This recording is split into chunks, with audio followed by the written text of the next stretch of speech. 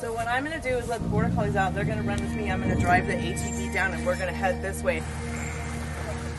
Got her too. So they're really great because they come already trained and then they, get to kind of relax in the house and be housebound the rest of the time. So they're really lucky. And all I really need them to do here most of the time is either just gather sheep to me or push them into a corner or drive them somewhere. If I'm going to do a tour out in the field, a lot of times I'll get a short section of this netting and have the dogs bunch up the sheep, and I'll just fence them in a circle, and then the dogs will run around the outside. And then if I'm doing vaccination or something, I'll just grab each lamb and mark them with the crayon when I'm done and do the whole mob.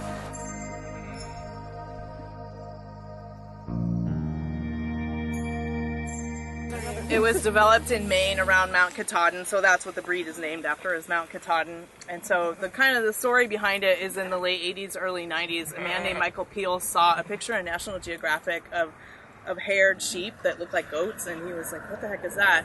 And he looked into it and thought, that's really what we need in the U.S. is a non-wool based sheep, because we really need more meat production, and the wool market is kind of dying out in the United States. We just don't have the numbers here compared to Australia and New Zealand.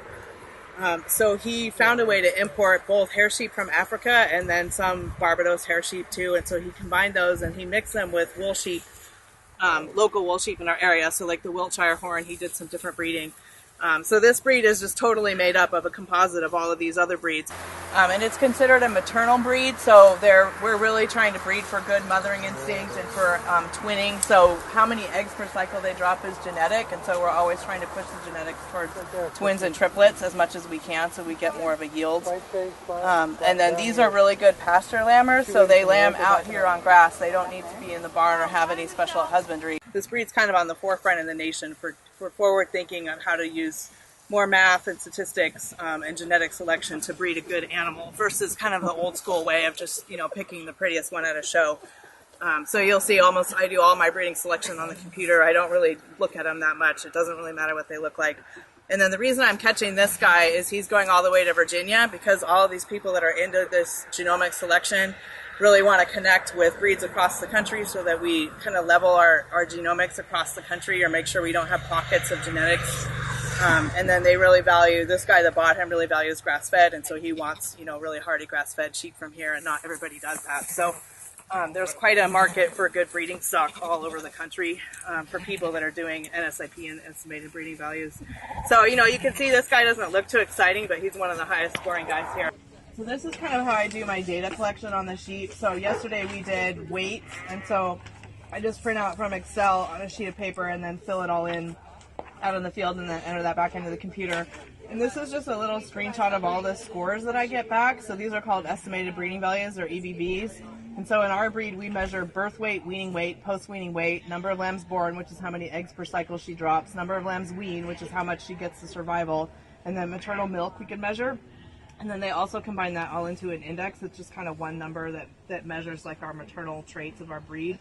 And then for wool breeds, they have like fiber diameter and staple length and some other traits too. And so you basically get this big spreadsheet back. And this is only a snippet. Obviously mine is really long. All the sheep are in there. But I color code green as the top quartile and blue as the bottom quartile. So then I can scan through there and look for all my replacement ewes. I want to pull all those green ones out, all the top scoring ones, so that I'm always pushing my scores up and then dropping all the blue ones. So of my adult crop, I'm always dropping the 10% every year. And so you're just turning over and trying to move your bell curve to the right.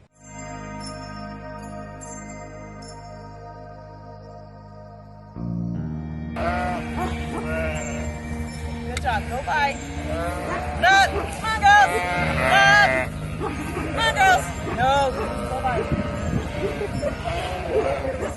Yeah. Come on, girls. Lie down. Lie down.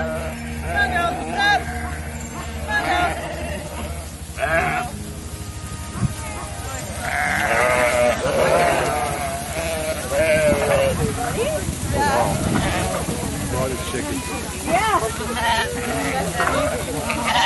So I set their fencing kind of the night before I'll set the next section, and I try to always just do this rotating flip-flop so it's easy to just push them through into the next section. It's more of a pain if I have to move them to another field, then I do need to use the dogs. This is about a day's worth of graze, so I want them to graze it down pretty good. And this is maybe a little bit overgrazed, but you can see how much they smash too, so they're really putting biomass back into the earth. So you can see they've eaten that down pretty good, but sheep don't like Canada thistle or bull thistle or nettles, and so that's what they leave behind in here. So I'll go through and mow all this down afterwards, and the timing is perfect because the Canada thistle is just getting flowers too, so I'll really hammer on those before they seed out. And this field used to be in really bad shape when I started. The sheep have really transformed this farm. It was an old dairy farm that had been not cared for well for a long time. And so when I moved out here, it was like I would get the tractor stuck all the time, the mud was really bad, and there was just all this reed canary grass and blackberries everywhere. And through all the rotational grazing, the sheep have really changed the species of plants that grow here, as well as just getting it under a lot more control, and I never get the tractor stuck anymore. So it's something about keeping all the vegetative state grass, like keeps the mud down, keeps just a better mat for driving on. So when you want to do long runs, this electronet, it shorts out too much on the grass and it'll just pull down the voltage too much. So the 3 wires work better for that. You can keep it pretty hot on really long runs. And so I have power from the barn that's kind of run all over here that I can clip into, so you can see that's where I put in that fence. And then when I have a short section of electronet like this, I'll just power it with the battery instead. And you can see I just mowed this field last week. This field gets really ratty because it's so flooded during the winter, so there's a lot of swamp grass out here. So I usually cut it after the sheep. And then the reed canary grass, which is this tall grass here that's kind of an invasive species, but it's what grows here really well, especially in wet soil. It has, if you guys grow plants and trees, you'll know about apical dominance, right? So plants that have the vertical branch, it sends hormones back down the plant to tell the side leaves to grow slower, or the side branches, and so it will control how tall or like kind of bushy or columnar a plant is. And grass has the same thing. So when they graze through here, they'll eat all the leaves, but they won't eat those stems because they're tall and gross and stiff. And if you leave those stems, it will keep sending apical dominance messages down to the side branches to not grow, and so you'll get all this like bamboo, stemmy looking grass. So if you cut it, it will knock out all that apical dominance, and then it'll come back as nice foliar growth again. So it's a good thing to do if the sheep ever leave stemmy stuff when it's too small or too tall to mow after them.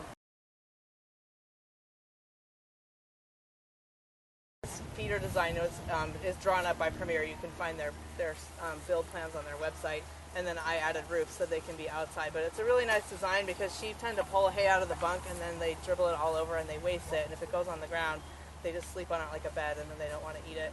So this makes them kind of utilize it a little bit better. And then if you feed any grain or pelleted feed, you can load it from the back so they're not mobbing all around you. So I'll fence here so that I can feed from the back and they're not all bumping into me because they are really aggressive at the feeder.